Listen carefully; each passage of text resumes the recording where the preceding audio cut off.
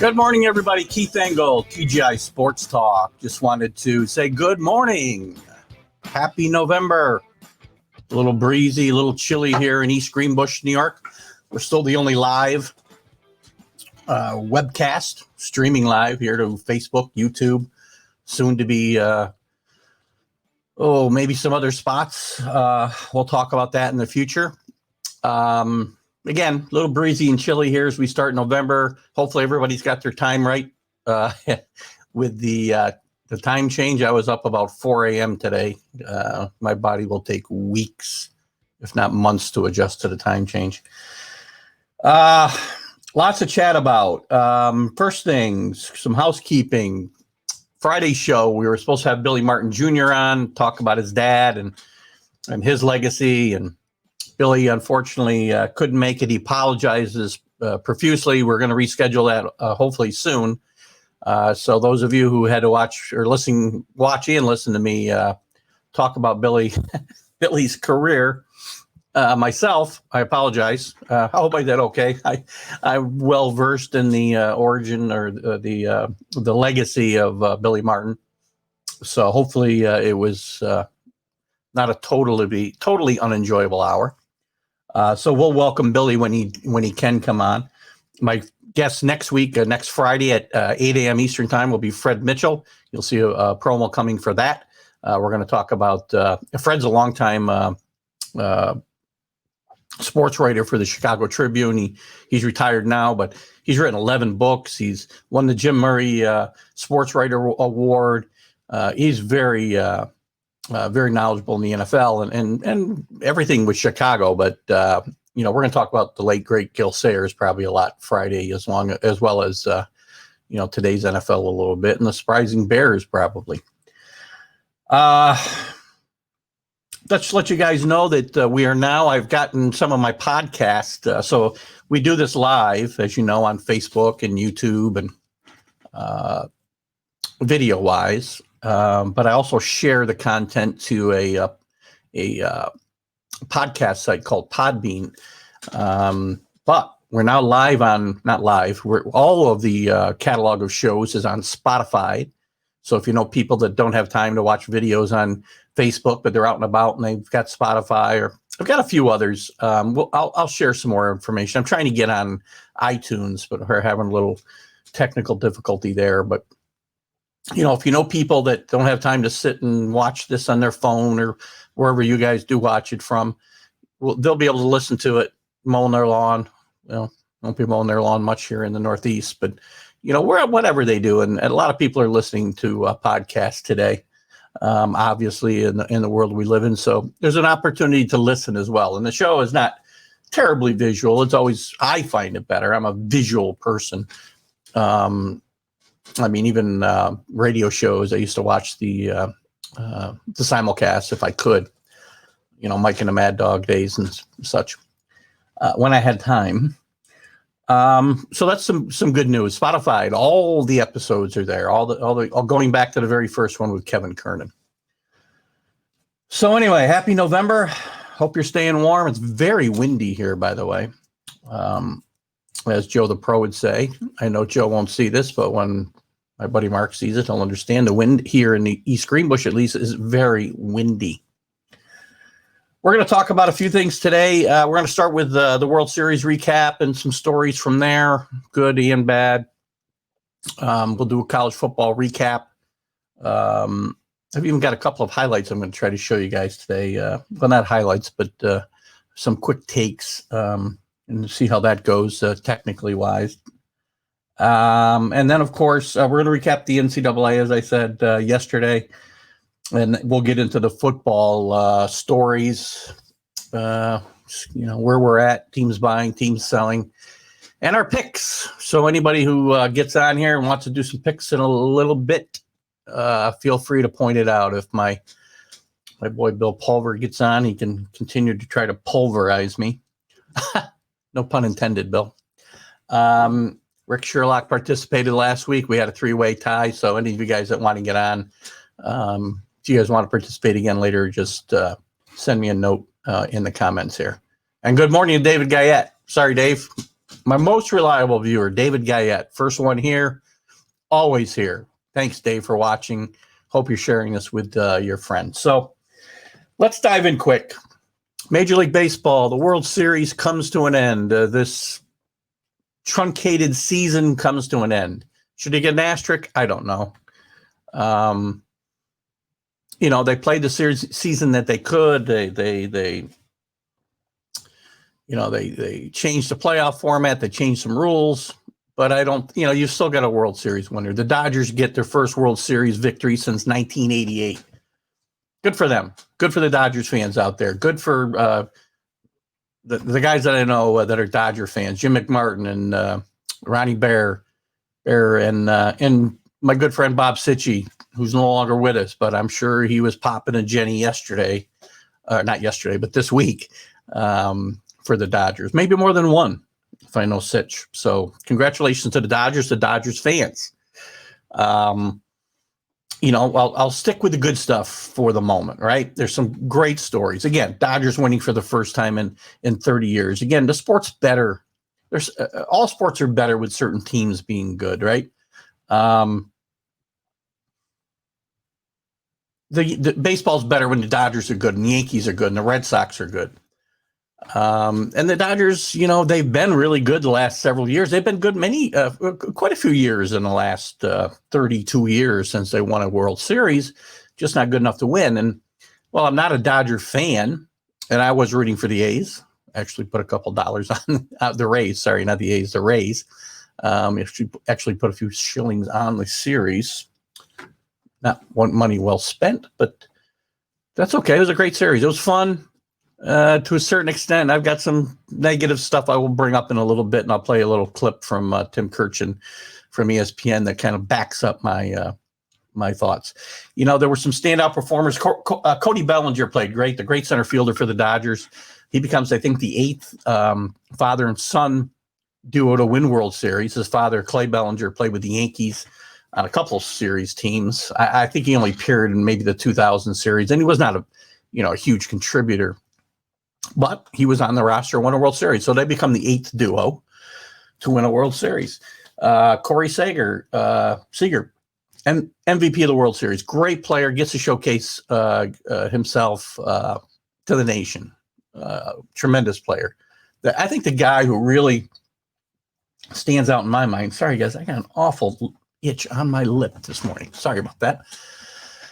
Mookie Betts. Throughout these playoffs, his World Series wasn't as good, but he had some big hits, big plays. His numbers weren't as good as Seager's, but I think throughout the playoffs, Mookie Betts established himself as the best player in baseball.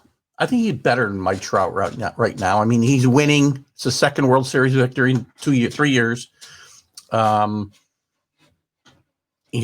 now he's got an MVP award in the American League. He's probably going to win the MVP award maybe in the National League this year. Money well spent by the Dodgers, and the Red Sox probably are not happy that he's gone. But again, Mookie's a great player, and I think he's become the best player in baseball. That's just my opinion, of course, but that's where we're at. Clayton Kershaw pitched much better. Not through the entire postseason. He still had a couple struggles. His struggles in the postseason are well documented, but it was nice to see Clayton get a win. Also pitched very well in the World Series against the Rays. So again, one of the great lefties in history. Finally gets a title and maybe gets a monkey off his back a little bit too, which I think is good. On the Rays side, you got an emerging star in Randy. Can never say his name. God, you guys, I appreciate your leniency with me and names. So, Randy Arozarena. I got it. Arozarena. What a breakout performance for him through these playoffs. Tremendous player. The question's going to be, as he gets better. The Rays are going to have control over him for a while. But as his service time increases, will the Rays be able to keep him? Always the question with the Rays and good players. So that's the good news. The bad news, the continued state of baseball. It's just the game's played so differently today, and we're getting away from. There's too much analytics. There's too much computer and relying on computer printouts. I watched the fielders, which I never really noticed before. I'm sure it's gone on for a little while, but I really noticed it in the playoffs. Every fielder's got an index card in their back pocket where to play this player, which, is fine. That stuff's fine. But what's really lost, and I talked about this with Kevin Kernan 3 months ago at length, the lack of feel for the game amongst the players is what we concentrated on. Instincts get lost in all this analysis and analytics of every situation. And the feel for the game is gone. You watch guys, they're like robots. And, it's the strikeouts, the home runs. We talk about that and the lack of baseball, good baseball plays, moving runners, moving a guy from second to third with nobody out, doing things like that. We don't do that. We don't have productive outs today. The strikeouts are home runs. Very few productive outs. And teams like the Rays live and die by analytics, and they died by it, by pulling Blake Snell in that 6th game when he was mowing down the Dodgers, mowing them down. No reason other than the analytics said it was time to get him out. Can't remember what he'd thrown. I feel like he'd only thrown like 77 pitches. It struck out 9, walked nobody. Dodgers had no clue. They bring in a relief pitcher who's been effective during the regular season, but was not effective during the playoffs at all. And just, again, there's a lack of feel for the game. And Tim Kirchin, I'm going to play a little clip for you in a second. I felt exactly this way, and I came across this clip from Tim Kirchin, which really backs it up. Tim Kirchin's been around seeing a lot of baseball. And where we're heading is not a good place, guys. Let me play this clip. Let's hope I can do it well. Bear with me a second. So let's just see. Crap, my clip is gone. All right, well, I'll try to find that clip here in a little bit. Let me try right now, real quick. We got time. I got to use the right keypad. I got 2 computers going here. Tim Kirchin. Let's see what I can find here. Maybe we can pull this up quick, and we'll find the one that I wanted. Bear with me, guys. It's a great snapshot. I really hope I can find this because I think it's just a very important thing that we should watch. Hold on here. Scintillating webcast, Keith. Great job. Bear with me. I'm going to try this. I think I might be able to do this. It's giving me too many options here. Let me shut this one. Let's try this. And let's hope. I think we got it, boys and girls. Make sure we're playing it with sound. Hope you hear the sound. Our game. We have lost a feel for the game. We have stopped watching the games. In this postseason, relief pitchers threw more innings than our starting pitchers threw. We have lost the value of our starting pitchers. There is no way that a guy who faced 18 batters tonight, struck out 9 of them, had 1 hard hit ball, should be taken out. Nick Anderson is a great relief pitcher. He allowed 1 inherited run the whole season, but he allowed 3 in the postseason, and he set a major league record for most postseason appearances in a row, allowing a run. 7. He's not the same guy. We have stopped watching the game, and Kevin Cash is going to get killed for this. and rightfully so. But it's the front office of the Rays and the front office everywhere that has lost track of how the game should be played. I'm sorry. I give up. This is too much now. But the fantastic. And how about Guys, show of respect? just a great take by Tim Kirchin. Hopefully that played well. If anybody's seen that, hopefully they can tell me if the audio came through and everything. Again, it's not the way I wanted to share it, but hopefully it came across okay. Again, Tim's right on track. We've lost a feel for the game. The front offices control what goes on. I guarantee you that there was a plan to pull Blake Snell, no matter what the situation was about that time of the game against that hitter. And, Kevin Cash, whatever. He's a manager. Got to be able to, the manager's got to be able to manage. He's got to feel for the game. He's got to be the guy to make the call. Too much. The front offices are too involved in the on-field strategy of baseball today. It's got to stop. We're gonna talk more about that as we go on. I'm gonna have a show. Don't know when. Totally about baseball. We'll spend 2 hours talking about the Yankees. We'll spend time talking about just the offseason in general. There's gonna be some challenges this offseason, right? Free agency. No fans in the stands, lots of revenue lost by owners. We got labor negotiations coming up next year. These free agents this year, well, I don't think it's a stellar class. It's certainly not a stellar class of starting pitchers. But these free agents who knows the situation they're going to run into, because these guys, the owners are not going to put out a lot of big contracts. I can't see. Not when they've lost $1 billion this year or whatever the number might be. Just not going to happen. So it's going to be an interesting offseason. And then we got the labor thing to deal with, and I don't have a good feeling.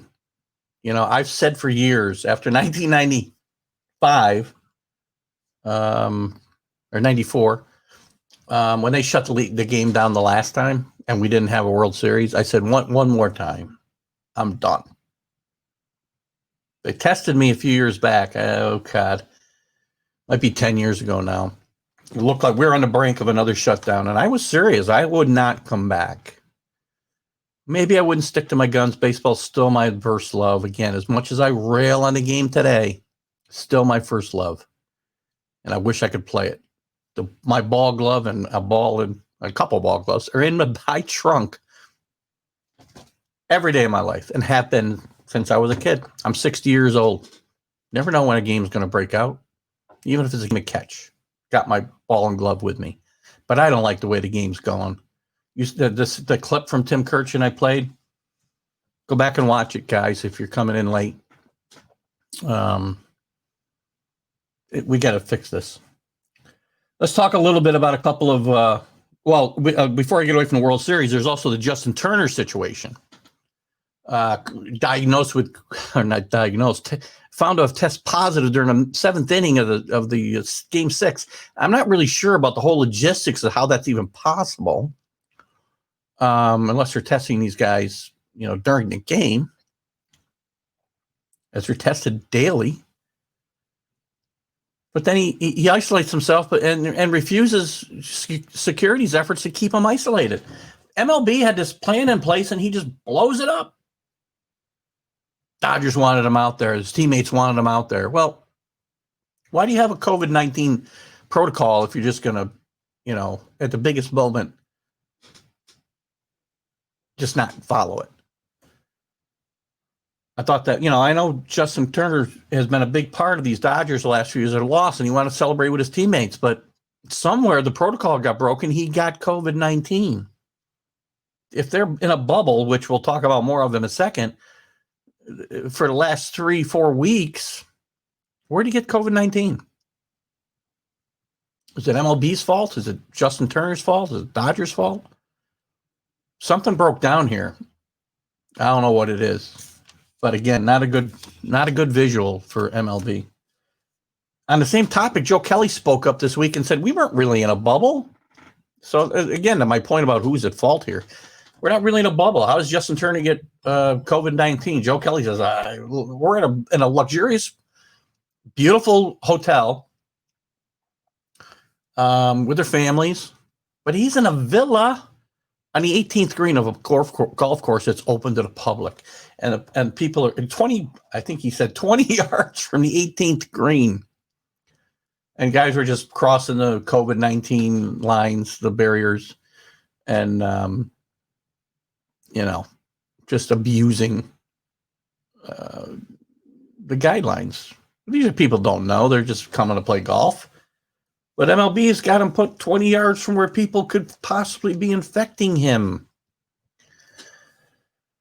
Again, a bad visual. Bad by the MLB. Sorry. Let's move on to a couple other quick topics about baseball and we'll move on. Tony La Russa gets hired at 76 years old to manage the White Sox. I don't feel, Tony La Russa getting hired, I don't think is the real story here. Some people are reporting, he's too old, he's 76 years old, the game's passed him by. Well, a lot of the way the game is played today and some of the things I don't like, the specialization of pitchers and, pulling guys. And, Tony La Russa is a guy who invented that. The 1 inning close, only pitches in the 9th inning, the closer. Doesn't pitch in any other situations. And the shortening of the games, by having the starters go less innings and specialized jobs for people in the bullpen. Tony La Russa is a father of that. So I don't think the game has necessarily passed him by. He wasn't totally, he wasn't into the analytics like the guys are today. And whether he can coexist with his general manager, Kenny Williams, is another story. But there's some skepticism in the organization. Some players have spoken out about why some other candidates weren't considered. There were, including minority candidates, as they should. And then Jerry Reinsdorf, who's a good friend of Tony La Russa, and gave him his first job in baseball back in 1979 as the White Sox manager before he fired him in, 85, 86. Decided he wanted Tony La Russa. That was the end of it. Basically, he negotiated with La Russa and nobody else. I think I don't know. I look at it. If the players buy in, if Tony La Russa is out of touch with anything, it's probably going to be today's players. He hasn't been in a dugout in 9 years. Today's players different than they were 9 years ago, even, guys. So we'll see. It remains to be seen. But Tony La Russa's credentials cannot be challenged. Great manager, Hall of Famer already. And that's a team ready, built to win. So let's see if the players buy in and there isn't some kind of player revolt. This could be a brilliant hire or it could be a disaster. God only knows. I think it's fine. I like Tony La Russa myself. Again, he's one of those guys who always thinks he's the smartest guy in the room, but he's a great manager. You can't take that away from him. The other hiring this week that stirred some controversy is AJ Hinch signing with the Tigers, a team not ready to win yet. Maybe on a similar plane to where the Astros were when good God, guys, I swear to God, a hawk just flew into my side of my house. I'm not sure what that was. Maybe it was a pterodactyl. AJ Hinch, again, taking over a team that was kind of where the Astros were before he got them over the top into the World Series and, in fact, winning a World Series. The problem here is AJ Hinch and that team, AJ Hinch, I shouldn't say was, but that team was now well documented to have been cheating, stealing signs, which is an age-old craft in baseball. I talked a lot about Billy Martin on Friday. Billy loved to steal signs, but not the way the Astros were with electronics and all this other elaborate scheme they had put together. And AJ Hinch was the guy who was overseeing all that. So he's got to take ultimate responsibility. So I'm not surprised. He's a good manager, if not a great manager. By the way, guys, hope you'll call in today. Let me try and stream that. Let me try and roll this. Bear with me a second. Let me try and put the number up on the. Why don't you scroll? See if it doesn't screw up my video. It often does, though. Let's just give it a go. See what happens. Put this back up. Let's see what happens. If we get a little distortion, I'll stop it. The number you can call, by the way, guys, 518-308-8225. We can talk about any topics you want to talk about today. I'll go as long as we need to go today. Anyway, AJ Hinch was overseeing that whole thing. It isn't like he didn't know what was going on. And I don't think that that's not the number, Keith. What are you doing? Forget it. I'll give you a number again later. Let me turn this one off. All right. Anyway. You know, he's the guy who sees it. He's the guy. There's the number, guys. 518-308-8225. Please call in. AJ Hinch, I'm surprised he gets the job so fast. He's a great manager. Held responsible, suspended a year, right back in the saddle. He was actually in play for the White Sox job before Tony La Russa, or Jerry Reinsdorf swooped in and gave it to Tony La Russa. So, again, good manager, in demand. Good managers are going to get jobs, right? Alex Cora is going to get a job. He may get one this year. If not, he'll probably get one next year. And he was very much more involved in that whole scheme, much more so than AJ Hinch. AJ Hinch just knew and looked away. Cora was more involved, hands-on, just like Carlos Beltran. He'll probably never get another shot. He got the Mets job and he got fired before he ever managed a game because of this. Anyway, that's it for baseball right now, I think, guys. If somebody has some questions or any comments you want to chat about more about baseball and some of the things I've just brought up, feel free to call in, as I said, and we can take it from there. The number, again, 518-308-8225. Let's move on to the NCAA football situation yesterday. So, still having some COVID situations in the NCAA, and I don't know if they're going to make it through the season. I'm not sure what the answer is. Most of you know Trevor Lawrence, Heisman Trophy front runner being the number one pick in the draft next year, unless he doesn't want to be a Jet. Tested positive. He's out not just this past week, but from all reports I've seen, he's also out next week against Notre Dame, which is a big game now. And they struggled with BC yesterday, Clemson, without Lawrence. Their quarterback played well.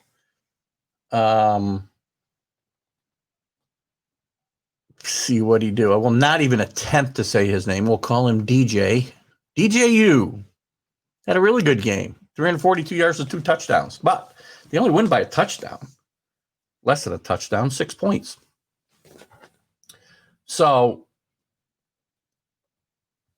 if Trevor Lawrence is out next week against Notre Dame, this is a game that's got playoff implications. Notre Dame beats Clemson, they're going to be jumping into that top 4 most likely. So, we'll see. Again, all reports are that he'll be out.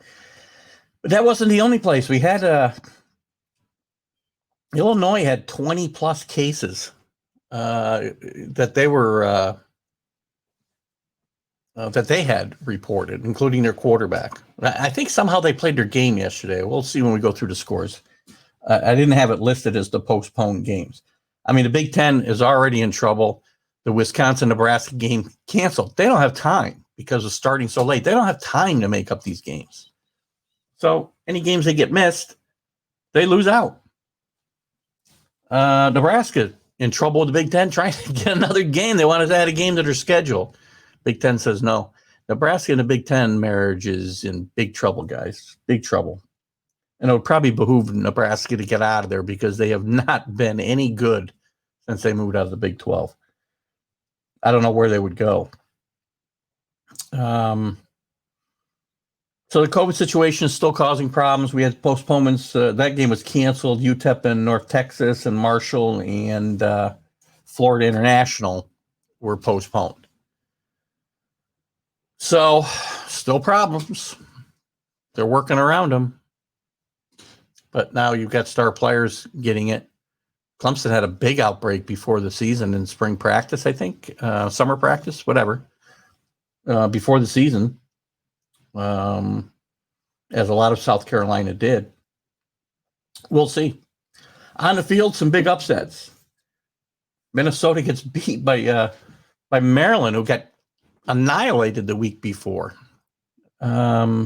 Michigan gets beat by Michigan State, who got beat by Rutgers by 10 or so the week before. Not a good loss for Michigan State. Now a horrible loss for Michigan against Michigan State. Jim Harbaugh could be in trouble there. They're not going to beat Ohio State. So they're not going to be in a playoff. Their playoff conversation's gone. So, and North Carolina gets beat by Virginia. We'll go through all the games, but there's another one that stands out to me, but that's another one. North Carolina's loaded with talent. Mac Brown had one of the best recruiting classes in the country this past year, but the team can't play on the road. They're killing everybody at home, and they're losing to some mediocre teams on the road. Virginia's not that good. Florida State's not that good. So, they got some issues that they got to straighten out. Auburn rolls over LSU, the defending champions, and LSU's problems continue. Auburn's had all kinds of problems of their own. Actually bet Auburn yesterday and Ohio State. So Ohio State had a pretty good effort against Penn State last night, by the way. But Auburn rolls 48-10 over LSU. You can't, Ed Orgeron, he won a national championship last year, but that's a very, very fickle fan base, and he'll be in trouble in a hurry if he doesn't get it back together. Les Miles was in trouble his last few years constantly, and he had really good teams, but he'd lose big games. So I think, maybe it's the whole COVID thing. They lost a lot of players to the draft, so there was some rebuilding and retooling to do. Then they had some big players opt out. Their best wide receiver opted out. And, they got to figure it out. Auburn needed that win badly. Guess Gus Malzahn's got to be in trouble as well. But those are kind of the stories of the week. One thing I will say, again, the lack of defense. Oh, my God. Oh, God, again. Let me just run some scores down before we go through all the scores. 45-44. That game was in overtime to give it some credence. 41-34. That game was in overtime, Texas, Oklahoma. There's a couple down here near the end. 44-41 in regulation. 52-22. 51-37 in regulation. Navy. In a game that scores 88 points. Can't believe it. 52-22. I'm just giving you a score. 62-28. We'll be touching that game in a second. 49-30. These games are in regulation, guys.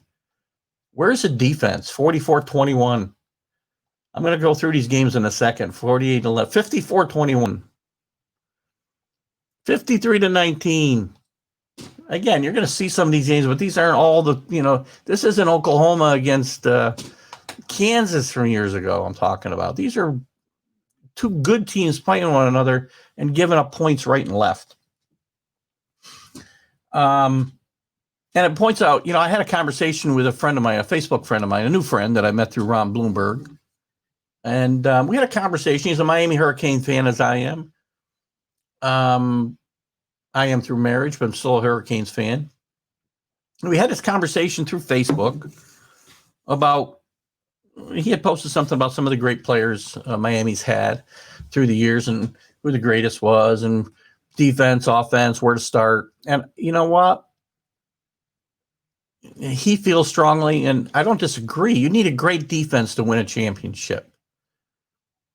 But my point was, and I don't disagree, my point is, though, it all starts with offense, because without a good offense today, your defense is nowhere. We're going to talk about that more with the NFL in a second. You know, it's your offense dictates on a lot of cases how good your defense can be. Because if your offense is no good and your team's out there constantly, your defense is out there constantly, you can't win.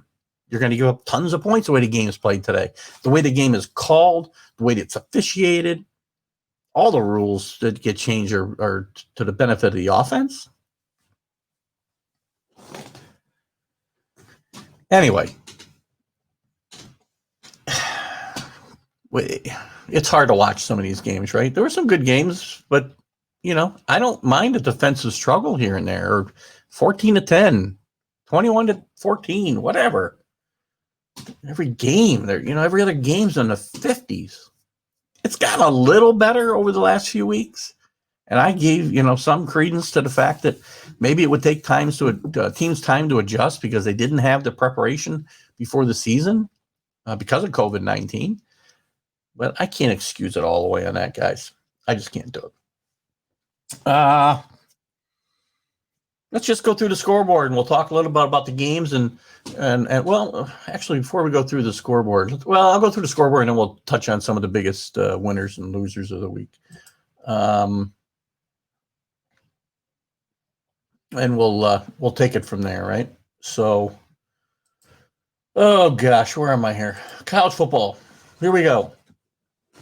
Games before yesterday, nothing really big stands out. Fresno State beats Colorado State. The big game, a big upset. Maryland beats Minnesota, who'd fallen out of the top 25 with their loss to Michigan, a bad loss to Michigan.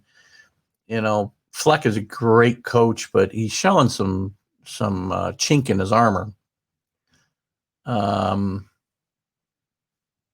hope I don't know if anybody's having any issues getting into the room today. My normal crew is not here. Dave Guyette, I wonder if you're still here.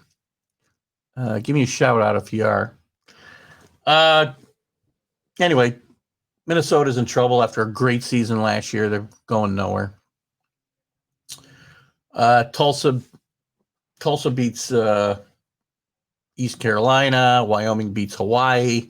As I mentioned before, on Friday, I think this game was supposed to be. Marshall and Florida International were postponed.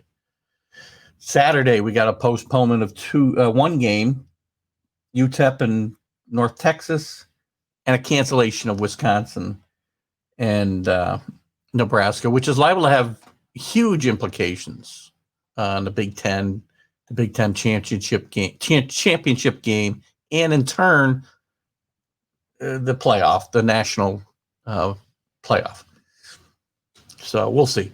We talked about Boston College kind of squeaking by Boston College. They actually were trailing in the fourth quarter in this game.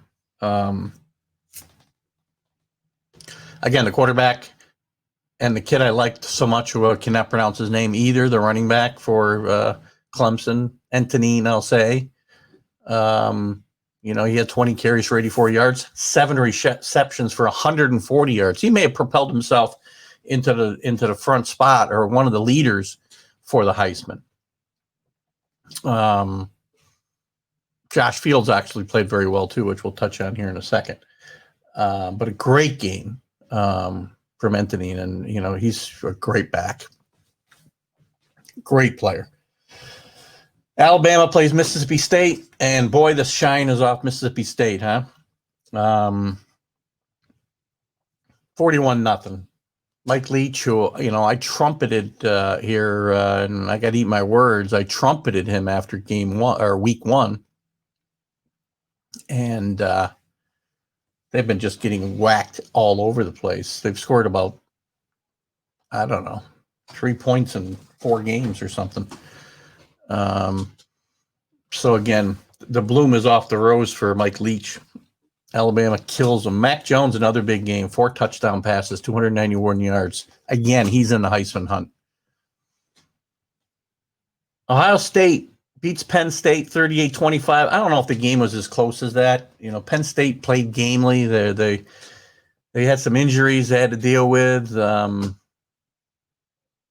to their defense, to their quarterback. So they played gamely, but Ohio State looks very good. Justin Fields. I said Josh Fields before. 318 yards and 4 touchdowns. That doesn't even take into effect the running that he had. I think he had 2 rush. I don't know if he had 2 rushing touchdowns or not. But he ran the ball very effectively as well. Ohio State's really good. Defense might need to work a little bit. But again, the offense just controls the games. Again, their defense is better because their offense is better. Makes sense. We're going to talk about that more when we get into the NFL and talk about the Patriots. Notre Dame, number 4, beats Georgia Tech 31-13. Again, not quite as close. Georgia Tech with a late touchdown. Notre Dame with a big game against Clemson next week. Clemson maybe without Trevor Lawrence. Ian Book with a very serviceable job at quarterback. Nothing outstanding. Georgia and Kentucky. Defensive battle here. For a change, 14-3. Georgia wins. Stetson Bennett only threw the ball 13 times, but he had 2 interceptions. You know, he was a great story the first 3 games. I don't know if Rick Sherlock's here today. I know Rick's a Georgia fan and a Bennett fan, I think, based on some conversations we've had here during the show. But Bennett may be in trouble there if he doesn't start playing better. But Georgia at number 5, even with a loss, does beat Kentucky. Kentucky's very up and down. They're an enigma to me this year. They got a good team. They had a good year last year.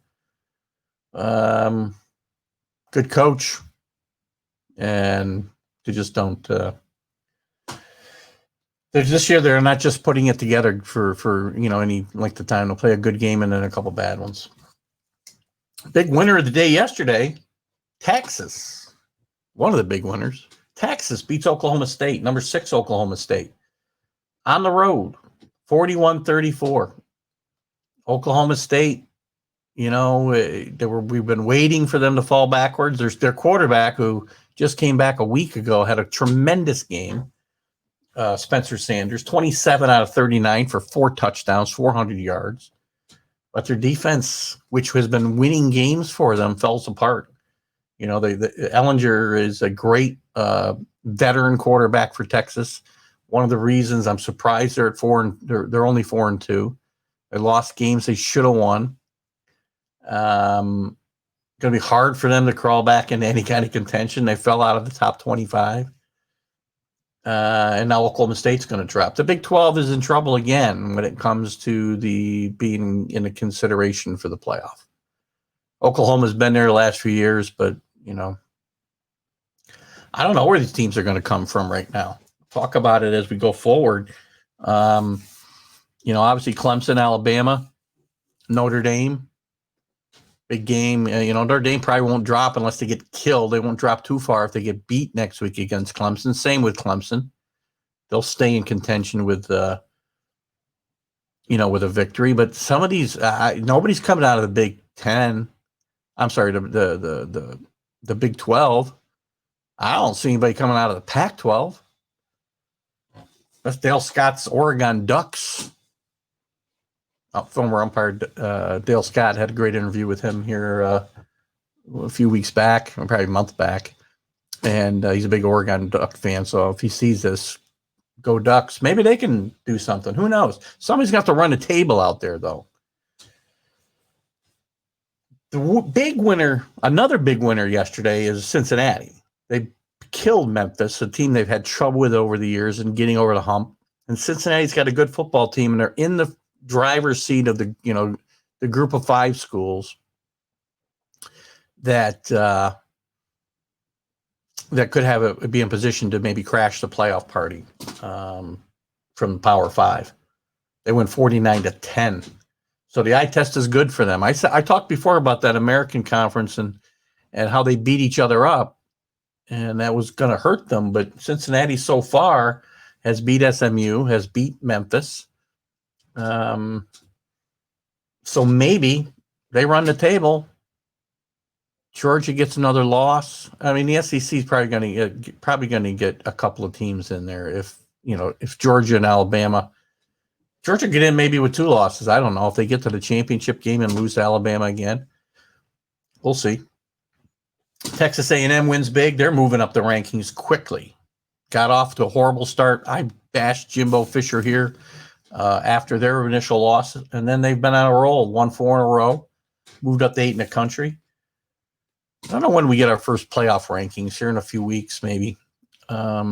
That'll be interesting to see where they are. We'll talk about those as we go forward. Florida rolls over Missouri. They had a big fight at halftime of that game, and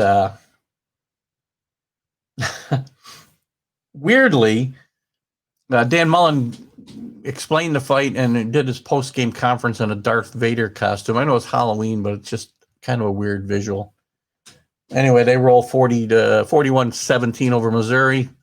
Missouri seems better than that, but they got rolled pretty good. BYU still hanging around number 11, going to have trouble moving up farther unless these big teams really start losing games, because, again, the competition isn't very good. They played Western Kentucky yesterday. They win big, but, so what? Big loser of the day yesterday, Michigan and Jim Harbaugh. They jumped up to 13th in the country with a big win over Minnesota in week 1, and yesterday they throw a stinker up against Michigan State, as I said, who got beat by Rutgers the week before.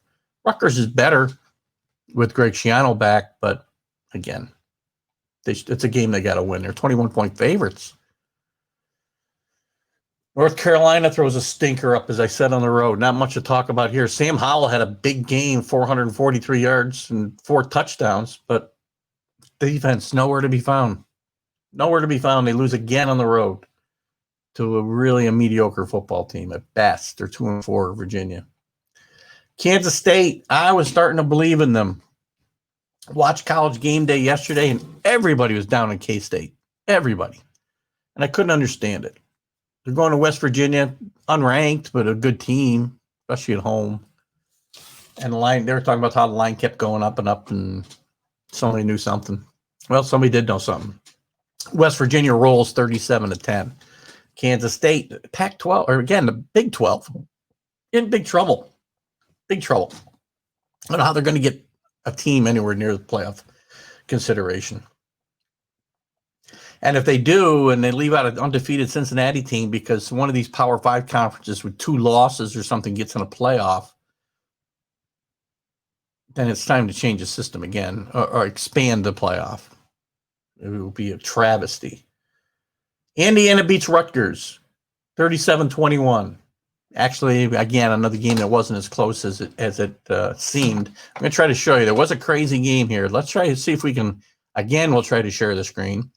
And I'm going to try to show you this play against. Let's see how this goes. Hold on, guys.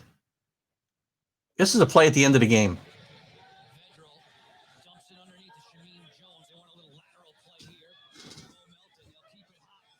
I mean, this is one of the craziest plays you'll ever see.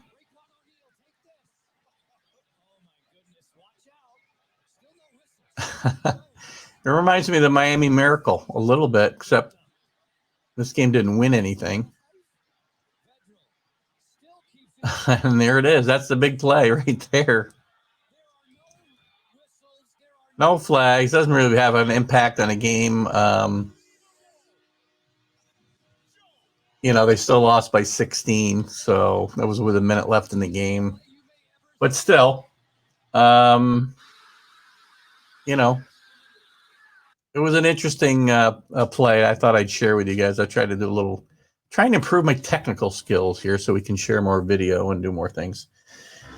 So anyway, Indiana, 2-0 in the Big Ten.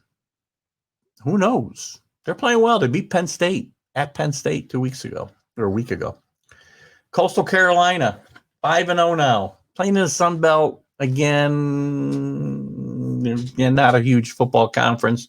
Not playing great foes, but they're winning big. 51-0 this time against Georgia State. On the pregame, again, the college game day yesterday, a lot of the procrastinators like Georgia State to beat Coastal Carolina here, but they continue to win. They're 20th in the country. I talked a little bit about Navy. SMU puts 51 up against Navy, and somehow SMU gives up 37 to Navy. But SMU's got a good offense, and obviously Navy does not throw the ball, so shootouts are not something they're going to be doing very well in. Navy's 3-4 now, 3-2 in the American, but again, tough conference. A lot of teams beat each other up in that conference. SMU's really good, but they lost to Cincinnati. I think Cincinnati's got 2 really good wins with beating SMU and Memphis, back-to-back weeks. Elsewhere, I think the Mad Hatter was back yesterday for Kansas. Les Miles didn't have any difference in the outcome. Iowa State rolls 52-22. Oklahoma 62 against Texas Tech. Spencer Rattler starting to play better. He's a redshirt freshman. He's going to play a lot, at least a couple more years before he can come to the NFL or take a shot. He's not a big guy. Again, I mentioned this before. Check out, if you haven't in the past, check out QB1 on Netflix. Great show. And Spencer Rattler was one of the highlighted players in the last season. Don't know that there'll be a season this year because of the COVID situation, but they played well. And Oklahoma getting it together probably too late. One of those teams that, they're at 24. They'd have to run the table, win the Big 12. Who knows? I mean, they might be in consideration with 2 losses at the end of the day, and they can't be. Not if Cincinnati's undefeated. Elsewhere, Boise State over Air Force, 49-30. Again, huge scores. Nothing else. What have we got big? Florida Atlantic wins. Tulane wins 38-3. Purdue wins over Illinois, an Illinois team I mentioned. I'm not sure how this game gets played when they got 20 cases. I don't understand the protocol. You see cases where you see instances where there's a couple of cases and they cancel games. Wisconsin, Nebraska, for instance.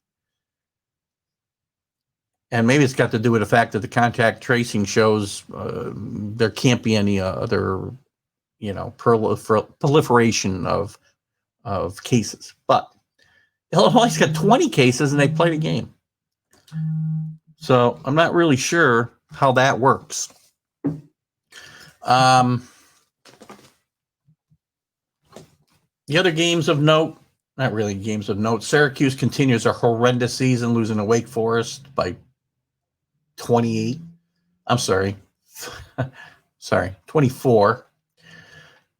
Central Florida wins 44-21. Rice wins. Troy, UAB, any other big games here? TCU and Baylor, middle of the pack.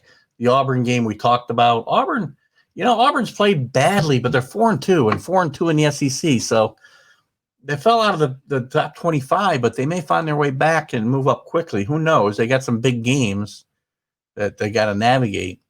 But again, they get on a roll and they're talented enough to do it. We'll see. Iowa loses to Northwestern. Ole Miss and Lane Kiffin roll 54-21 over a bad Vanderbilt team.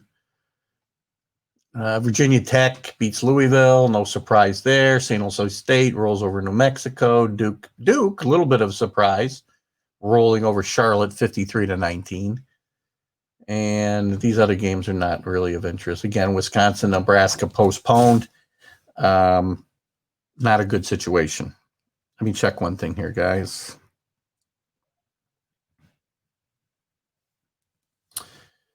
All right, so that's our college football wrap-up. Big games yesterday. Some winners and losers from the day. Let's see. I had some games picked out here, and I seem to have lost my way. Let's see. Let me find the notes. There's my little notepad. Use a Word document these days, trying to keep myself abreast. Again, the winners yesterday, big winners yesterday, Ohio State, Cincinnati, as I said, even Coastal Carolina. They're going to be looking at not a major bowl, but a decent bowl. They're not going to make their way to the playoff by any means. Notre Dame, again, big winner and big news that they'll probably miss Trevor Lawrence next week. The end of the Big Ten upstarts, Indiana, Purdue, Illinois, they're 2-0. Texas with a season-saving victory. Again, they could maybe make a move here as the season moves on, but I don't see how the Big 12 can really get somebody in here. And the biggest loser of the week is Michigan by far. LSU, it's a big letdown, but LSU's just not that good. Kansas State, I think they might have been exposed. I think, they had some big wins. They went on a 4-game win streak. Big 12, as I mentioned, in big trouble. And then, again, some surprises. Georgia struggles with Kentucky. Bennett again playing some subpar ball. If Rick Sherlock's in, a win's a win. And as Bill Parcells, the fat bastard, said, you are what your record says you are. But, Bennett's struggling a little bit. North Carolina, again, can't win on the road. And then Mississippi State, good grief.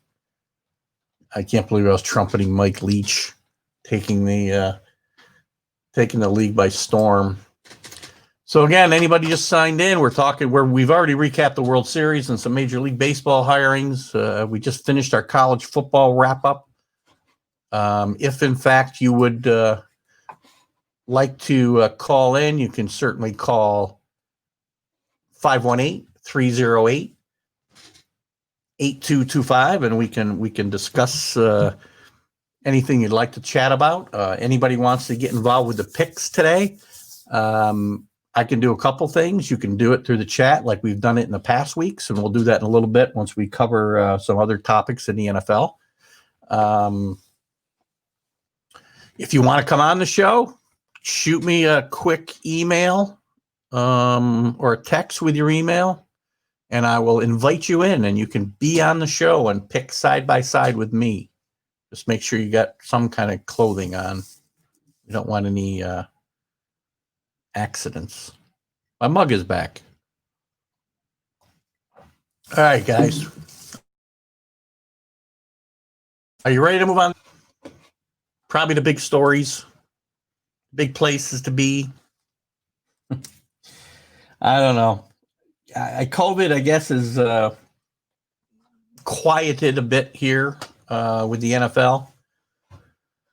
Only a few cases this week. No games are impacted at all.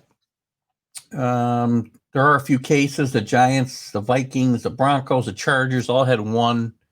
I think all one case, maybe two, not affecting the games.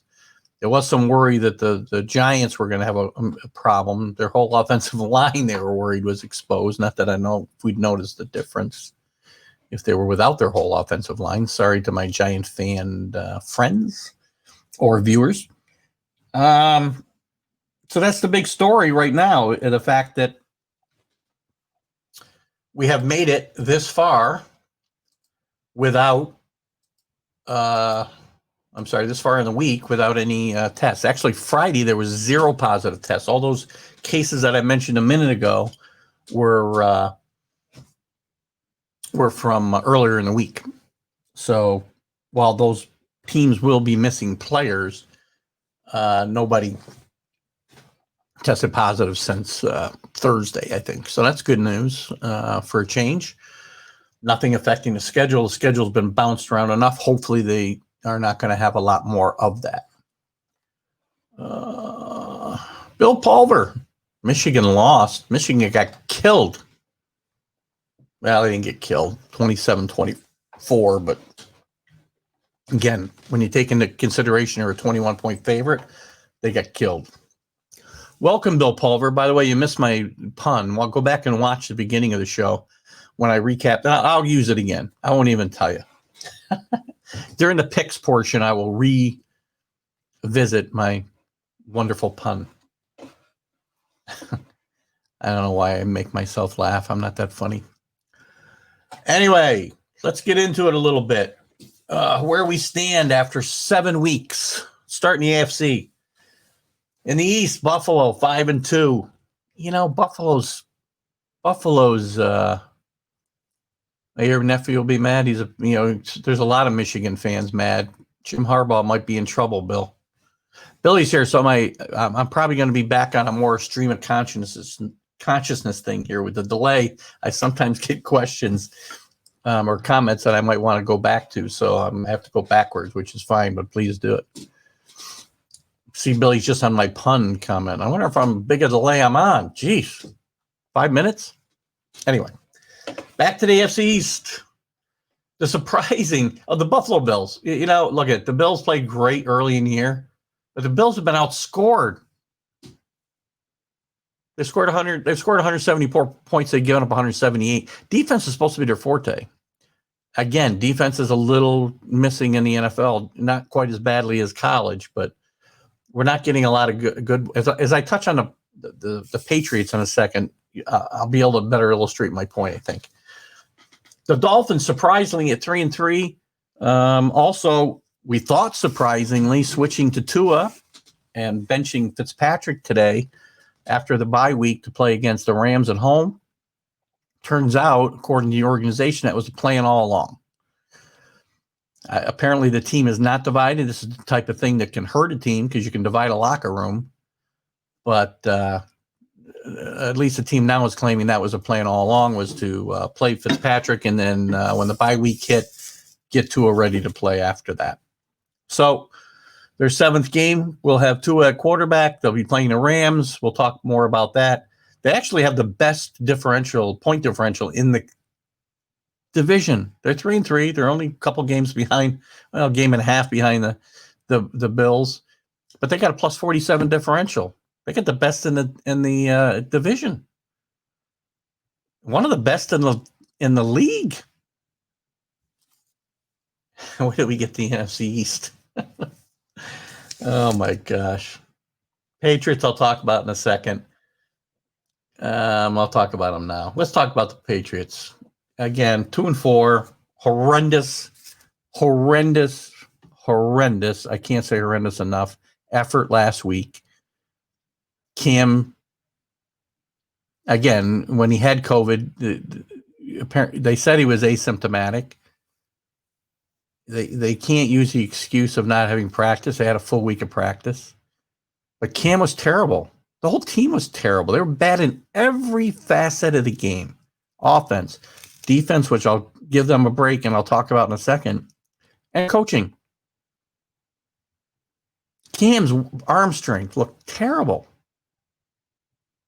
I got better arm strength than that. I'm 60 years old and haven't thrown a football in about 10 years. I do throw a baseball now and again. Bad decision-making by Cam. Bad play calling. They're putting him in a position where he can flourish like they did in the first couple games of the year. And he holds on to the ball way too long. Way too long. Throw the ball away. Don't worry about your passer rating. Gosh. Now, a couple things on the Patriots. And these are not, I'm not going to make excuses. I'm just going to tell you what Bill Belichick said. Because to me, you don't make excuses. Again, you are what your record says you are. And we'll talk about what the Patriots may do here. So we're going to spend a few minutes on the Patriots. So excuse my indulgence in talking about my team. And again, if you want to call in, you see the number on the board. Belichick talked this week about how the salary cap has hurt them depth-wise. I've said in a lot of my shows, some of the shows that I've gone on, I go on with Mac and Jack on Max Sports every Friday morning to talk about the Patriots. I hope you'll watch that show. I do share it on my TGI Sports Talk page. The depth of the team is bad. It's been bad. It's not just salary cap issues, though. The drafting has been bad the last few years, especially skill positions, offensive line, and Parcells talked a lot about how the salary cap this year. Now they're golden next year when it comes to the salary cap, and they may be even better. And we'll talk about in a second what they may be doing to free up more money. But there's other stuff too. And again, it's not excuses. It's just the Patriot way. They don't have depth. Number one, they don't have guys that they really can plug in and really key on their strengths because they didn't have the OTAs this year to be able to coach those guys up and find out who could flourish in certain situations. But everybody's been in the same boat, and you got to coach them up in whatever fashion you can. And the coaching staff has done a horrible job. Josh McDaniel has done a horrible job with this offense since week 2. Well, week 3. They played pretty well against Seattle. But Josh McDaniel, who's been up for, again, he turned down the Colts after he said yes, and I thought he'd never get offered a job again. But then he gets offered jobs last year. He's probably not getting offered jobs this year. If I watch you on 4 screens, that does increase your ratings. Yeah, it would. Might slow down your internet speed, though, Bill. Views are good. Views are good. We like views. Thanks for that, by the way.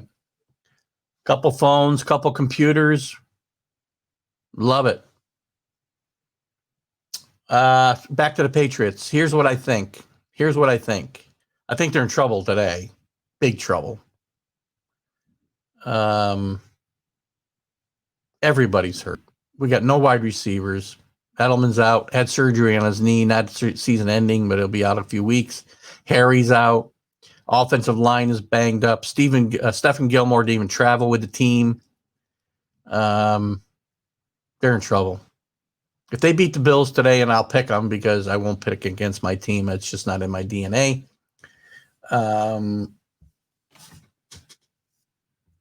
If they win today, they're kind of back. They're back in the hunt. They're going to be a game and a half behind Buffalo, and they can still win. I said all along, they probably got to beat Buffalo twice to be in position to win the division or even make the playoffs. But win or lose. If they lose badly, here's the first thing. They go in there, they lose. I don't even know if it matters if they lose badly. But I will say if they lose, Cam should sit. Not because Cam necessarily is a reason for all of this. A lot of reasons, as I just mentioned. And I do have to circle back to the defensive part of this thing. But we got to find out if there's a quarterback to be had here. Can Stidham play? He's only been put in positions where he can't succeed. In games where it's a blowout and teams know they can tee off on him. So he's had to rush balls and thrown some interceptions, and he hasn't had a lot of time in practice to prepare. So it's time to find out. If they fall to 2-5, it's time to find out whether Stidham can play. Let him have all the reps in practice. Let him play. Let him fall on his face. Doesn't matter at that point. 2-5, you're not going anywhere. You're not making a playoffs. I don't care how many teams they expanded it by. They're not making the playoffs. Now, if they win, you probably keep playing Cam because you're in contention. But win or lose, I think there's going to be some movement. I think Gilmore's probably going if he can get himself a first-round draft pick, even a high second-round draft pick. I think Gilmore's gone. I had a conversation with Mac and Jack, and Mac thought, they should consider trading him to the Giants for Evan Ingram. No, not unless he's coming with a first-round draft pick. Love to see Ingram. He's very enigmatic. Oh, boy, here I go again. Sorry. He's a riddle when it comes to being a player because he's got so much talent. Flashed it early in his career, fell backwards. I think Belichick would love to get his hands on him, but I said Patriots 9-2. Did I say that? I don't know what I said. Week 1, you said Patriots 9-2. Oh, I think I might have said they could go 9-7 and 10-6 and win the division. But Billy also says that Belichick's going to Tampa. I don't think so. But Tom may want to reunite with a lot of people. I don't think Belichick's one of them. Maybe Edelman ends up there. Who knows? Anyway, I think you'll see the Patriots looking to make some moves. If they're it doesn't matter whether they win or lose. If they win and they're 3-4 and they think they're still alive, he will still look to make some moves if he can get some draft picks. He loves to accumulate draft picks. And I will look back at the tape, Bill. I'll look. What 9-2 though? I said they'd be 9-2 after 11 weeks. 9-7. See, or 10-6. We still got a long ways to go to get to either one of those numbers, so I guess the point's moot anyway, at least at the moment. So anyway, back to what I was saying. Assuming they get in, they win today. Even if they feel like they still got a shot to turn the season around a little bit, I see Belichick moving some guys. I can see Gilmore going, free up some cap space for next year, more cap space for next year. Maybe doubtful Edelman because he's hurt. But Tui, lineman, possible. Maybe Jason McCourty. I don't doubt they'll move Devin McCourty, but maybe Jason McCourty. Right? If they lose, everybody's probably available. I don't think they can move Cam because I don't think anybody's going to want him necessarily, and he's not signed past this year anyway. So I think that even if they think they're in contention, I think they'll look to make some moves and try to stay in contention and get themselves in a better position to be competitive next year. It might be a 2-year thing. I don't think he wants to rebuild a team necessarily from scratch. I don't know if Bill's got a taste for that over 70 years old. But, you know, he needs to retool and do it quickly. And it starts with the quarterback, guys. It starts with the offense. As I said before, and I'll circle back to it now, as I said I would,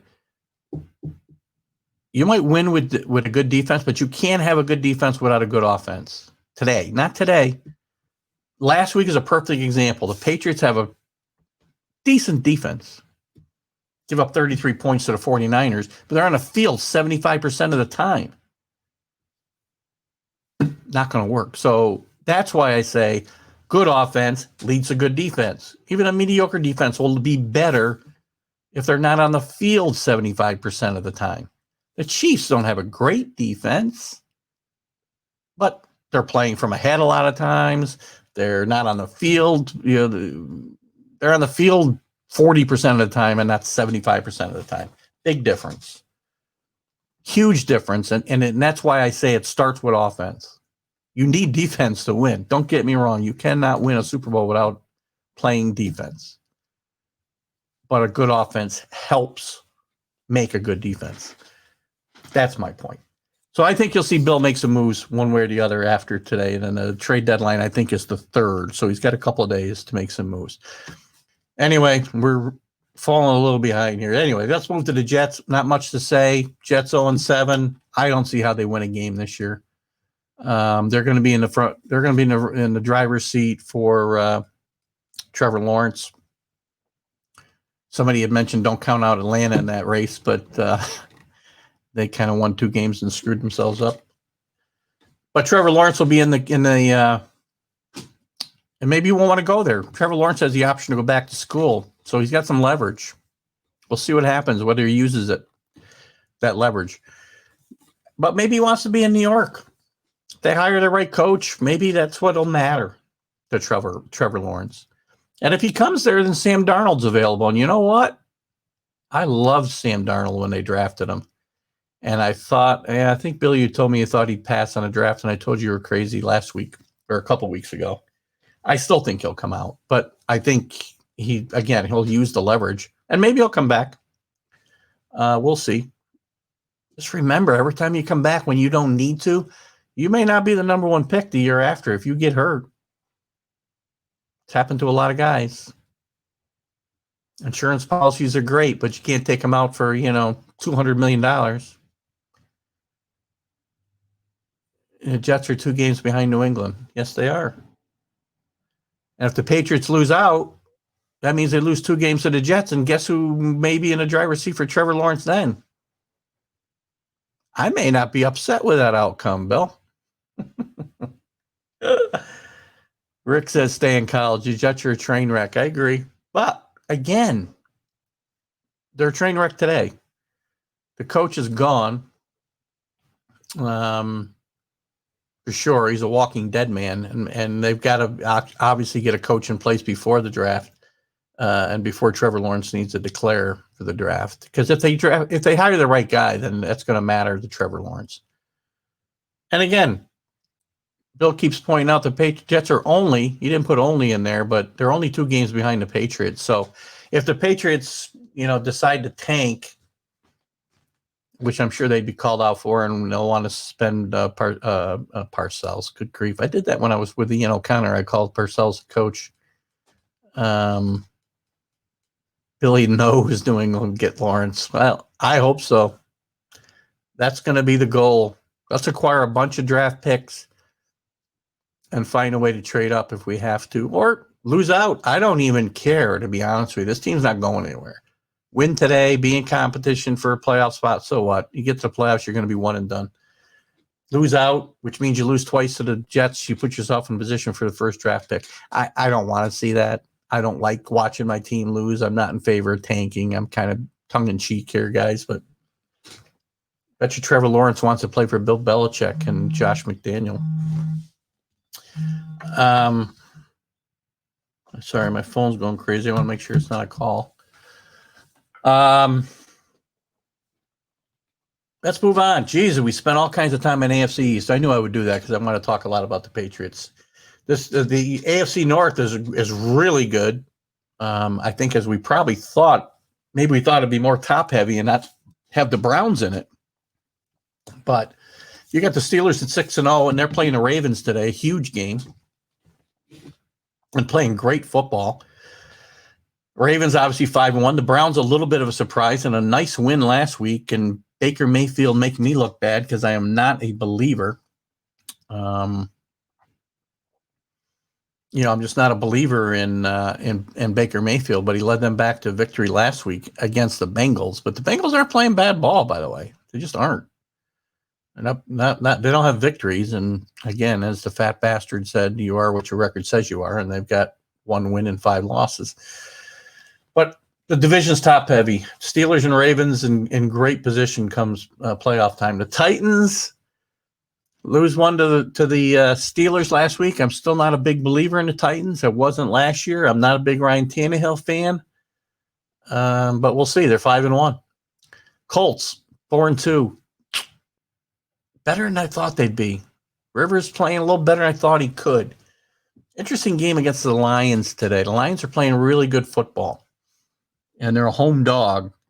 Matt Patricia has them playing well. His back's to the wall if he wants to keep his job. Interesting game today. But the Colts are a little bit better than I thought they'd be. Their defense is really good, by the way.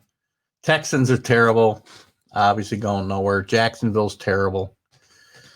On to the West. The Chiefs, 6-1. We all know about the Chiefs. The Chiefs are who we thought they were, to use Dennis Green's famous line. The Raiders are up and down. The Raiders have this week. And we'll see in a little bit. I don't know why I feel like they're playing the Jets, but that can't be possible, can it? Anyway, Chargers 2-4. I think better than their record. Interesting team. Justin Herbert's played very well as a rookie. Under some trying circumstances, obviously. So, and the Broncos, one team I thought would be a surprise, has just been a dumpster fire, except for beating the Patriots, of course. So, moving on to the NFC East.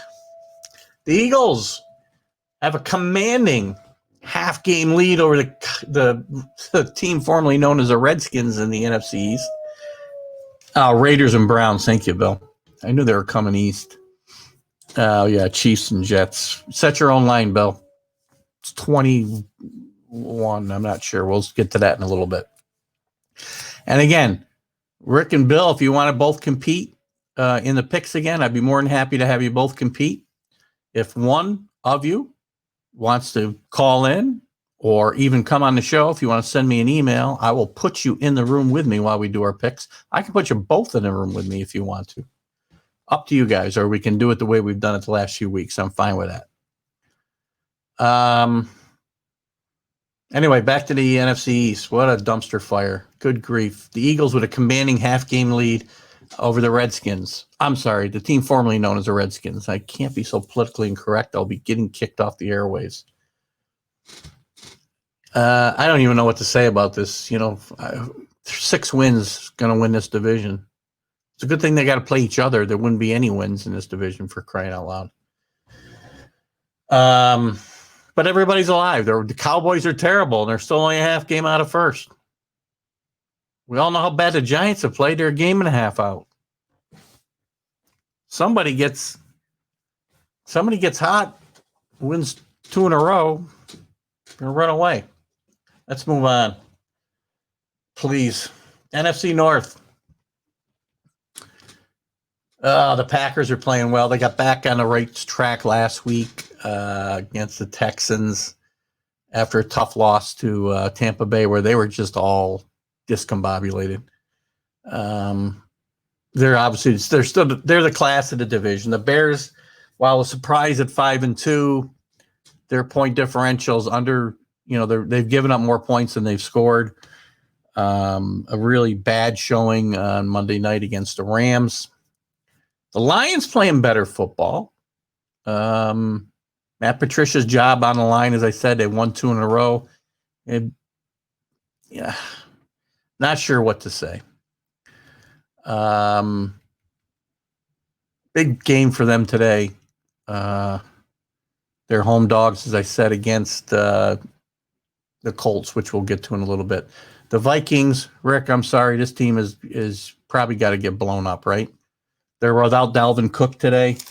I'm not sure I see any way that they're going to be able to beat the Packers today. Moving to the South.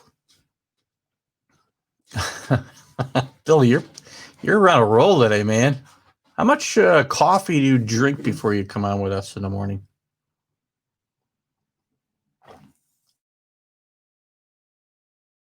Jets won. Oh, gosh, we're so politically incorrect on this show. Let's move to the NFC South. Tampa Bay. I got to touch on something as we talk about this. Tampa Bay at 5-2, really playing good football right now. Their point differential is 80. They've had a couple, so-so games, games they could have won and lost. But Tom Brady was a player of the month in October. One beer. At 10 a.m., my hero. They're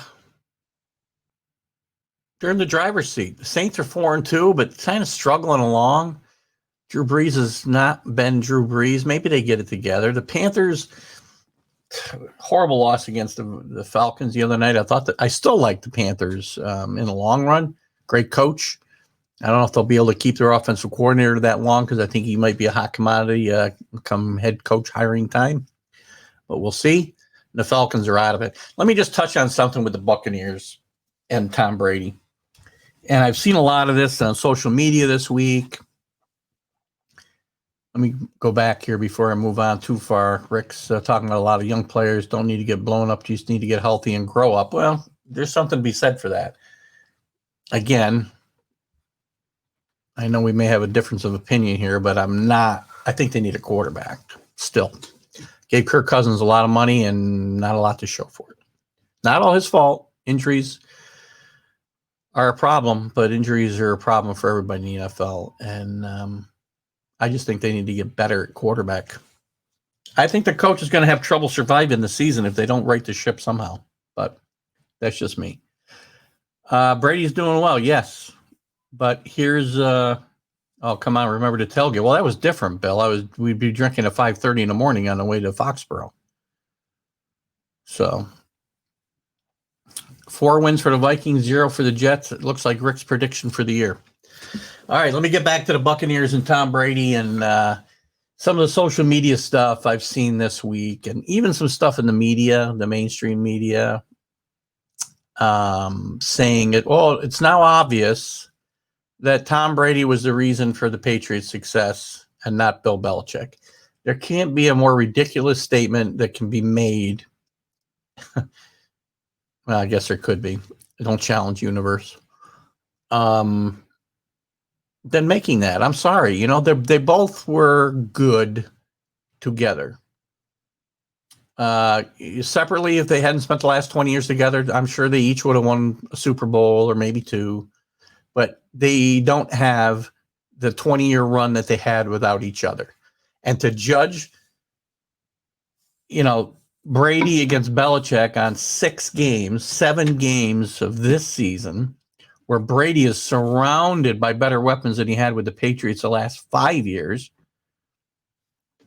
You can't do it. You just can't do it.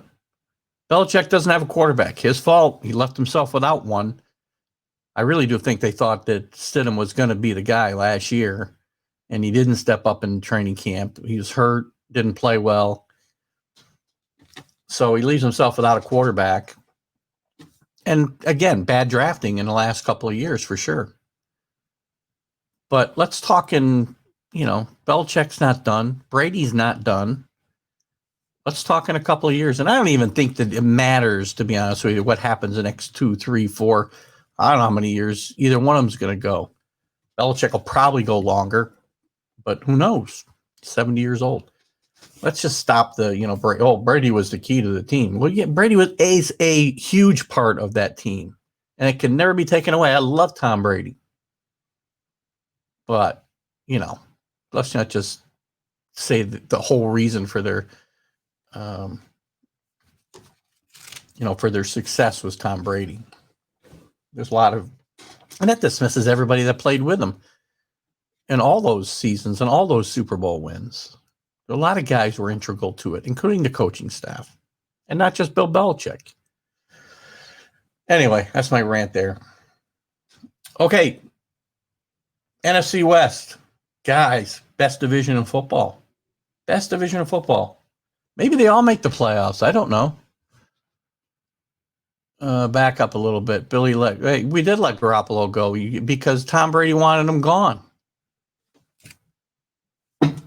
Belichick wanted to move on from Brady then and got overruled by Bob Kraft because Tommy was his boy. It's fine. We won the Super Bowl after that.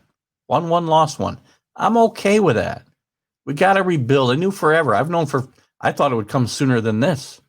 Said all along we'd be just like everybody else eventually. Just remember that Bill Belichick won 11 games with Matt Castle. Didn't make the playoffs, but he won 11 games with Matt Castle. Where's Matt Castle? Where else did Matt Castle play well? Nowhere.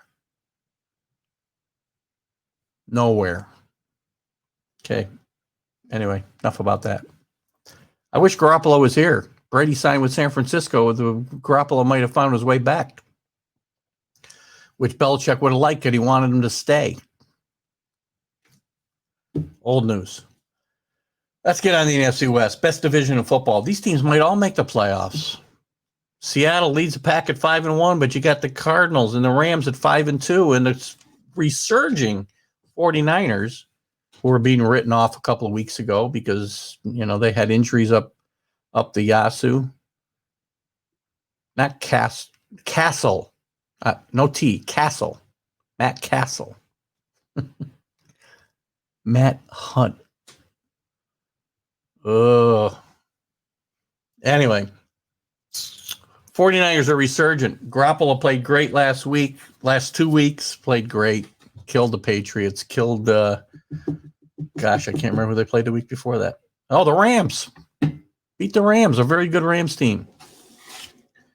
All those teams might make the playoffs with the expanded playoffs. So, again, there's where we're at. I mean, buyers and sellers, more teams are going to hold on to guys than normal because of the expanded playoffs. The Jets probably will make some moves. The Giants will probably make some moves. I'm not ready to count some teams out. I'm not ready to count out. Let's see, for instance, who's struggling? Patriots, I'll just say they got a chance if they win today. If they don't, forget it. Teams struggling. There's really nobody. Raiders maybe can get on a run. Chargers could surprise some people and get on a run. The NFC East is again a dumpster fire. The Eagles is the only team I can see getting on a real run if they get healthy and making a run. I could see the Lions getting back into this maybe. And that's probably it. Other than that, if you're not winning now, you may not be winning. So, looks like you guys are ready to move on to the picks for this week. Nobody wants to come in the room with me. Nobody wants to call. Fine. We're going to do this old-fashioned way. I'm ready. Are you guys ready? Vikings kneel. Whoa. All right, guys. We're moving on to the picks. We're going to go long today. No, we're not. 10:30. I don't mind a couple hours on a Sunday morning. Especially when the weather's crappy. We're going to start with probably the game of the week. Pittsburgh at Baltimore. Actually, hold on. I need something here. All right. Pittsburgh at Baltimore. Baltimore 6-0. Pittsburgh, sorry, 6-0. Baltimore 5-1. This game's at the Ravens at 1:00. Hopefully, it's not on TV. We got the Patriots and Bills. The Ravens are a 3.5-point favorite. Oh, let me back up. Thursday night, guys. I gotta tell you, I was on the Jaguars, so again, my Atlanta jinx continues. It doesn't matter whether I pick them or don't. So I had a loser, Jags. You guys both picking today? Tell me who you had Thursday night or would have had. I'm a loser again. So send me through your Jaguar and Falcon picks from Thursday night so we can count them in the results. By the way, after pulverizing me, there's my pun, Bill, 2 weeks before, TGI Sports Talk came back with a 7-6-1 record, which we all had last week. Rick Sherlock, Bill Pulver, TGI Sports Talk, 7-6-1. Nothing to write home about, but much better than it was the previous couple of weeks, especially the 2 weeks ago when I had 3 wins. Billy was on the Falcons. You're a trustworthy man, so I will take you at your word. Rick, are you picking with us this week? I'm going to move on. You can certainly catch up as we go along here, Rick. If you are, give me your Thursday night pick as we move on to Pittsburgh and Baltimore. This is a tough one, guys. Both teams playing really well. Pittsburgh's got the NFL's best run defense.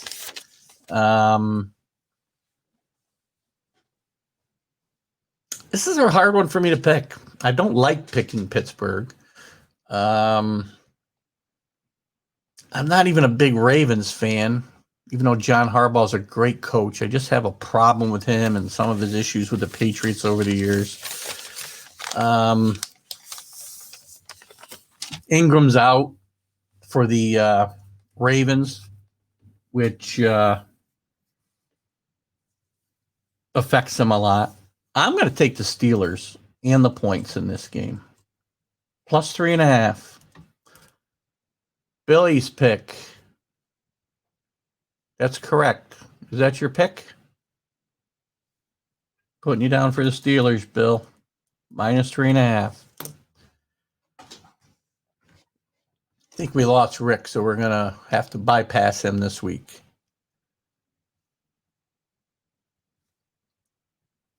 I'll wait for your pick as I move on. That's going to be a great game, guys. One of the key games in the NFL this week.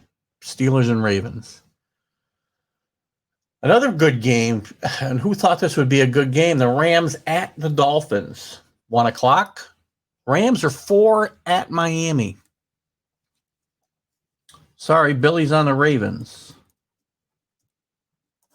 Let me write that down. Got to change your pick. Ravens minus 3.5 for Billy. No pulverizing me this week. Rams at the Dolphins. Rams are minus 4, Bill. Listen up. It's Tua time. Fitzpatrick's disappointed, but again, the Dolphins say this was their plan all along. Rams are playing some good football. Played well against. They played really well against the Bears last week, and I like their defense.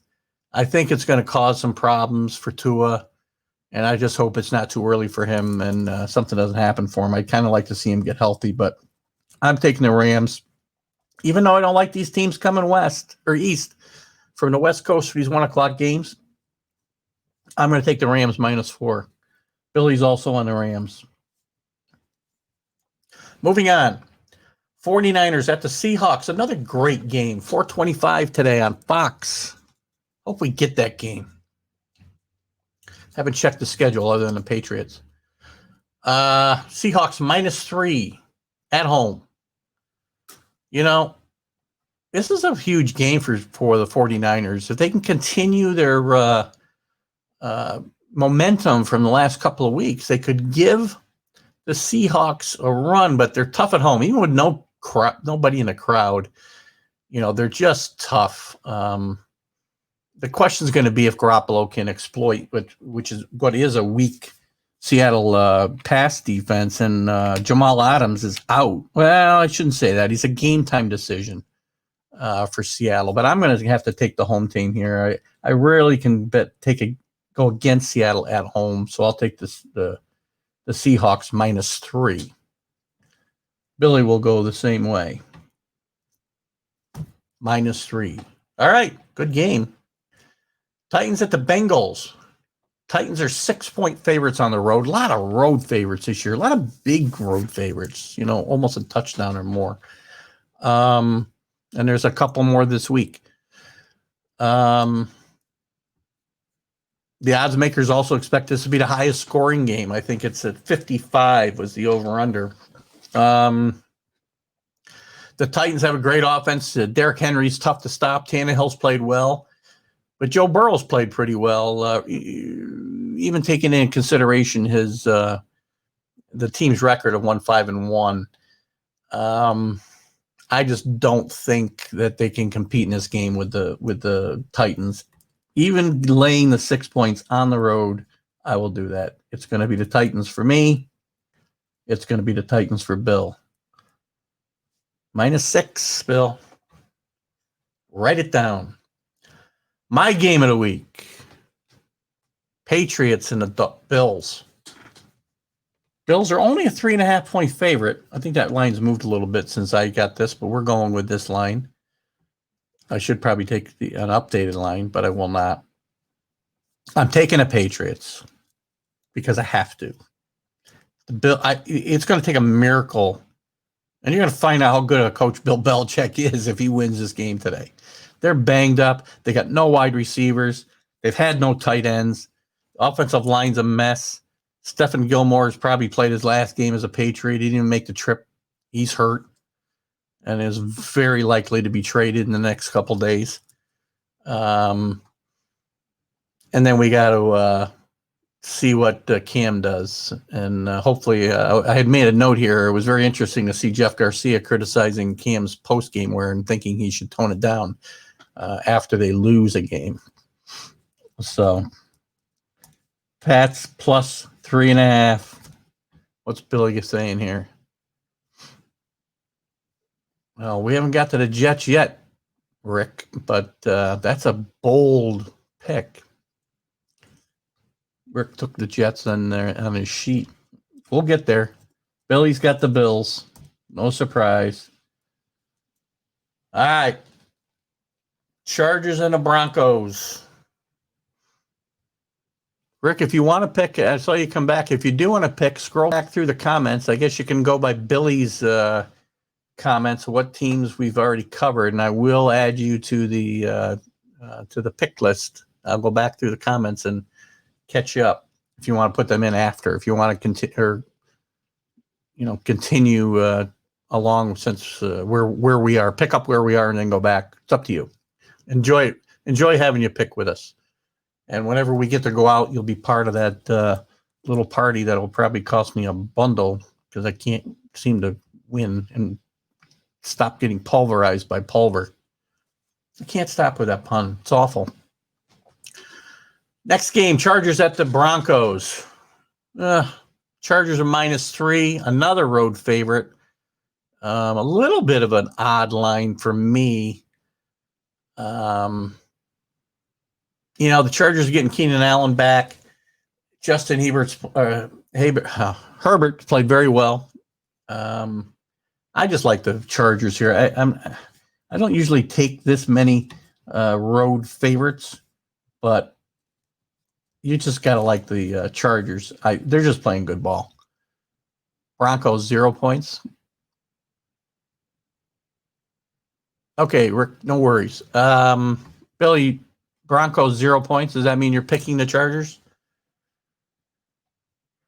As I get ready for Rick's game, which he may not want to talk about, I'll look for your pick, Bill. I know we're on a little delay. Moving on to the Vikings at the Packers. 1 o'clock today. Packers are 6.5. Only 6.5, I'm going to say. I'm a little surprised that the Packers, playing as well as they've played in 5 of their 6 games, are only a 6.5 point favorite over the Vikings with Dalvin Cook out for Minnesota. But I think the Packers just have too many weapons, too much momentum. I'm going to have to take the Packers minus the 6.5. I will likely bet that game today, by the way. Broncos. Oh, what's the line? What are you on to your third beer now? Don't pick the Packers. You haven't picked the Broncos yet. I'll put your Packer pick down. You got to pick the Chargers. The Charger Bronco game is Chargers -3. I've got you down for the Packers. Sorry, Rick. They'll get better.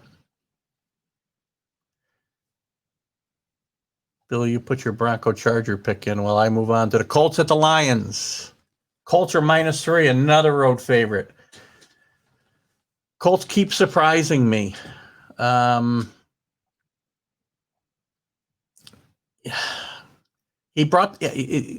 has been not played well from behind until last week. They fell behind by 21 points. They came back and won.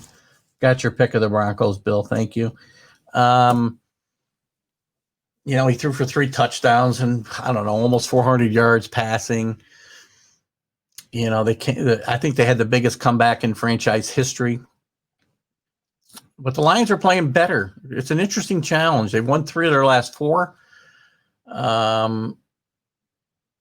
Mostly playing against some soft teams. But that's the way teams build momentum. They did win in Arizona, and they're at home. And I like the Lions here. I just like the Lions here. -3. Billy's got the Lions -3.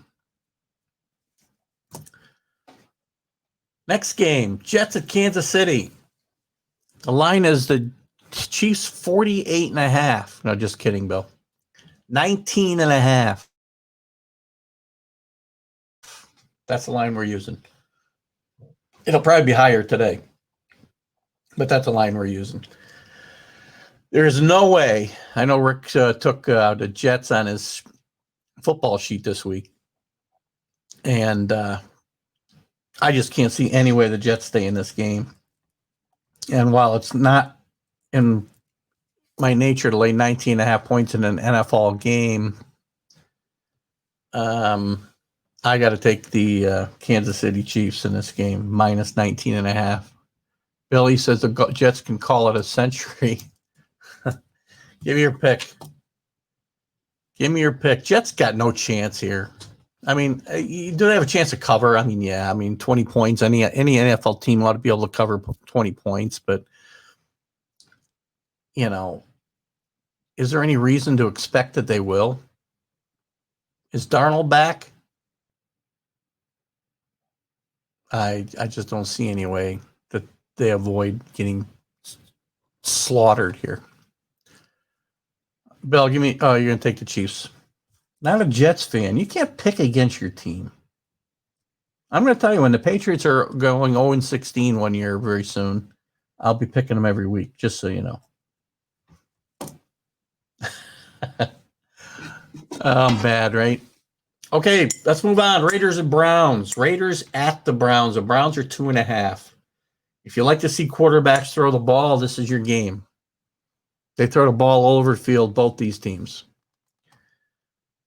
Raiders are 3-3. Browns are 5-2. Cleveland does play a little bit better run defense. And they're at home. And again, teams coming east, I have trouble taking. Even Billy changes his pick to the Jets. I embarrassed him into taking him. Probably hold that against me when I beat you by 1. So what about the Raiders and Browns, Bill? I am taking the Browns -2.5 over the Raiders. Probably a team that will kick my butt because it's another team I can't pick. Atlanta and the Browns. All right, let's move on. New Orleans at the Bears. This is an interesting game. Two teams that their records are good, but we're not sure how they actually got there. Yeah, I know there's no OBJ, but that's not a great loss. He's not that good. You know, they won without him last week. Played the Bengals. I know. But you know, there's more show than there is substance there. And the Patriots are always linked with OBJ, by the way, and I don't like it. I don't like his act. He's got great talent, but I just don't like his act. I just don't like the way he carries himself on the field. Back to the Saints and Bears. Billy's on the Saints. You know, this is a tough one, too. I mean, Foles has not played great at quarterback. Some interesting comments at the end of the game Monday night by Brian Greasy, or comments supposedly shared by Nick Foles, that he'd expressed some serious concerns about Coach Nagy's understanding of the team's capabilities and the way they communicate plays that come in, and you know, and he knows in that game situation he doesn't have time, and you know they try to play it off as as you know he misspoke, but he was just went into too much detail to me to have misspoken. So in this game, the Saints -4 at the Bears. I think it's time for the Saints to play well on the road. I think it's time for Drew Brees to get it together. And I'm going to take the Saints myself. -4. Bears hibernate, Billy says. Here's a game everybody's dying to see tonight at 8:20. I think I put myself to bed about 8:10, just so I don't have any chance of seeing any of this game. The Eagles are 7.5-point favorite. Cowboys at the Eagles. 7.5-point favorite. How do you pick anybody here? How do you take the Cowboys ever? Andy Dalton's out. I said last week, you know, they wouldn't miss Dak that much because Andy Dalton's a great regular season quarterback, and they won't win any playoffs games because he fits right in because he's never won a playoff game. But they're not making a playoffs. Dalton's not played well, and he got his bell rung in a nasty, nasty, dirty play. I can't believe there's no retaliation, by the way. Another problem I have with the Cowboys, they don't even step up. Their quarterback almost gets their head taken off last week, and they don't even step up and defend him. I mean, the coaching staff, somebody's got to tell somebody to go out there. Not hurt somebody, but somebody's got to stand up for the quarterback. Almost got his head taken off. No passion on that team. There's something wrong. There's something seriously, systematically wrong with the Dallas Cowboy organization. Nasty. One of the worst hits I've seen in a long time. And anyway, I'm on the Eagles here. Billy's on the Eagles. Enough said about this game. -7.5. Eagles. Eagles. Man up a little, Cowboys. Stand up for your quarterback. God. Man, it upsets me. Can't tell. Monday night. Tampa Bay. Double-digit favorite. 10.5 points on the road at the Giants. You know, whatever. The Giants have shown a lot of fight in games. They aren't getting blown out. Joe Judge, I think, is a great choice for them. He's kept them on an even keel, even though they're 1-6. Daniel Jones, is he the answer? I don't know. Very interesting. There's a lot of funny memes about Daniel Jones and his 80-yard run last week. And I did read reports that he was actually running faster than Lamar Jackson runs during that run, but he fell down. He ran 21.2 miles an hour. I can't go that fast in my car. I agree. Just to back up for a second, Rick is saying the coaches shouldn't need to tell the players to take care of that and can't. Well, I know they can't. And they shouldn't need to. You're right. The players should step up, man up, and protect their own. Same way in baseball. These things need to be taken care of, you know. Well, it's a little different in the Saints, Bill. I'm talking about one play and protecting your quarterback. I'm not talking about a bounty system that is ongoing. But I get it. I get your point. You know, the coaches can get themselves in hot water, but, you know, again, they can talk about protecting our own. You got to see, you know, go back and look at MLB and Google Terry Collins exploding. I mean, you can probably just put in Terry Collins exploding, you know, after, you know, his pitchers weren't allowed to take matters into their own hands and police themselves. This happened in sports for years, right? Players were able to police themselves on the field, and it's not allowed to happen anymore. Another thing has been legislated out of the game. Football's a violent game. I get it. Can't take the violence out of it. I don't want to see guys get hurt. I don't want to see guys have or career-ending injuries and things that'll affect them later in life. I want to see them make themselves human missiles. You can deliver messages without hurting somebody badly. Okay, there's ways to do it. Let me get back to Daniel Jones and his 21-mile-per-hour run. The fact that he fell down before he can get to the end zone was very funny, but it's kind of indicative of the Giants' season and where they've been the last few years. A funny meme I saw, and again, some people probably take offense to it, but I saw a meme that somebody put together of Daniel Jones running down the middle of the field, and somebody had superimposed a sniper from one of these video games taking aim at him and shooting him down at the 10. You know, again, I know I'm not politically correct in that comment, but it's fun. It just was a funny visual. Anyway, back to this game, 10.5-point favorites.